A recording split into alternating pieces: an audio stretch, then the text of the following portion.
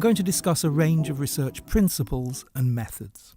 I'll look at what is known as practice as research or practice research. Here, artistic processes themselves become research methods, where the artist's studio or laptop becomes the equivalent of a science laboratory. But let's start with some general observations on what we understand by research. Firstly, there are two different types of research. The first is general. It's what everyone does when they don't know something and want to find out. It's when you Google, how do I make a beef rendang, or what's the population of China? But academic research is about finding out what no one else knows. So there's an emphasis on originality in your inquiries, or of offering a new perspective on something that everyone is familiar with. For example, a new angle in critiquing a famous painting, or an unusual insight into a novelist. So academic research is largely concerned with finding out new things, or providing new insights and ways of looking at things. And to be original in research, you need to go deeply into your subject. Think of it as searching, then searching again and again. Each time you research, you become more immersed in your subject or your practice in practice-based research. And as you dig deeper and deeper, things will become more illuminated. But remember, it is a search, and sometimes a search in the dark, as these famous researchers have noted. Here's a useful working definition to keep in mind.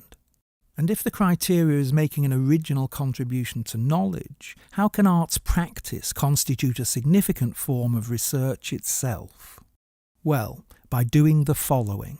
Asking a question, looking to find out something, experimenting with new approaches and techniques, and by innovating, by continually reflecting back on itself and interrogating itself, being reflexive, through deep thinking and being informed by academic theories, and most crucially, by advancing knowledge. So, as Baz Kershaw points out, practice as research is a hybrid inquiry. It combines creative action with reflexive thinking towards the aim of artistic innovation. 3 useful research criteria to bear in mind are these.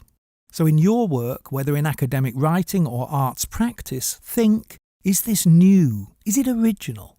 Is what I'm doing or saying significant? Will it be of any interest to others? Have I been rigorous enough? Have I worked hard enough, dug deep enough, kept researching and soul-searching enough? These were the 3 criteria used in the assessment of all research outputs from UK universities in 2008. The criteria were applied to practical outputs and artworks as well as to scholarly books and articles. In 2014, another criteria was added: impact.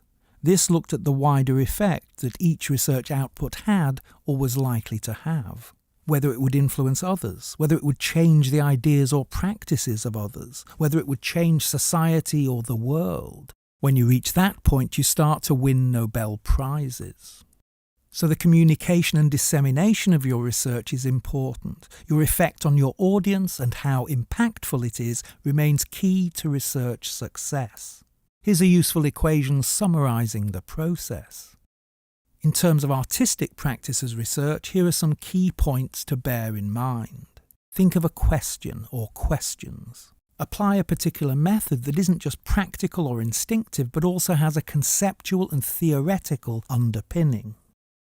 Ensure you know and can demonstrate in your writing about your art the histories, theories, contexts and practitioners in your field. Document both your process and your final product well. Try to ensure your work will be of interest to and have an impact on your audience. Consider how your work is original and ensure you're able to argue and articulate that in writing. So let's look at how this operates using a case study of my own practice as research as director of the Chameleons Group. My arts background is both as a theatre maker and a filmmaker, and in my practice-based research I've been conjoining the 2 forms experimentally. In doing so, I've been asking research questions including the following. How can I practically reinterpret and update Antonin Artaud's theatrical theories about the human double? These were published in the 1930s. In theatre contexts, how can we confer more presence and sense of liveness to pre-recorded characters projected on a screen? And what new methods can we develop for more effective interaction and integration between stage and screen characters? So with these questions in mind, here's a clip from one of my company's first shows in 1996. I'm the guy who gets out of the car. Just give me one more chance, let's try again.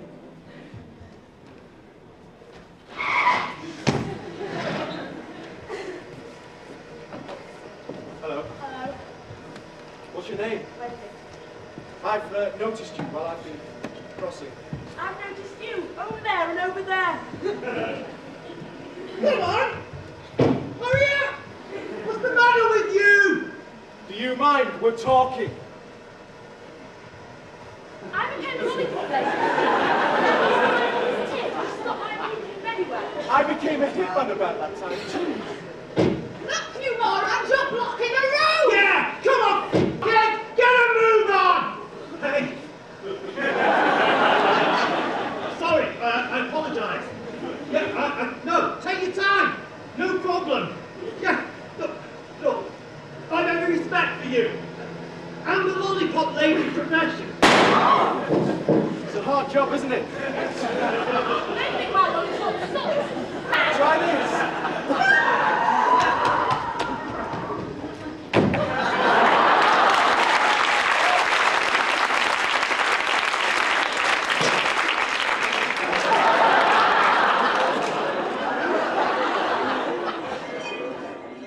So what research methods did I devise to update Artaud's theories for the digital age? His 1938 book, The Theatre and Its Double, advocated a magical new type of physical and visual theatre. He wrote of creating dream states on stage and of spectacular images of psychosis, cruelty, and the human double. We make literal his metaphor of the theatre and its double by doubling the actors. They simultaneously appear live on stage and recorded on screen. By the way, all the footage you're seeing was recorded at live theatre shows. The stage and screen embodiments are in constant battle with each other like schizophrenic personalities. In the next clip, you'll see me as a paranoid cyborg character in a 2002 show. I'm in conversation with two of my dark alter egos, my doubles. You're breaking down. You've got to pull things together and forget the metal man bullshit. He's here. What's going on? Nothing. Nothing. Nothing? Nothing, I tell you. Nothing he's telling you. Well, all right. Artaud wrote, quote, "If theatre doubles life, life doubles the true theatre. We use our screen doubles to conjure such effects." And Artaud's ideas of unmasking our primitive sides and unconscious desires and fears. We also explore a disorientation of the audience's senses. It seems like paradise, but actually it's just an arts college.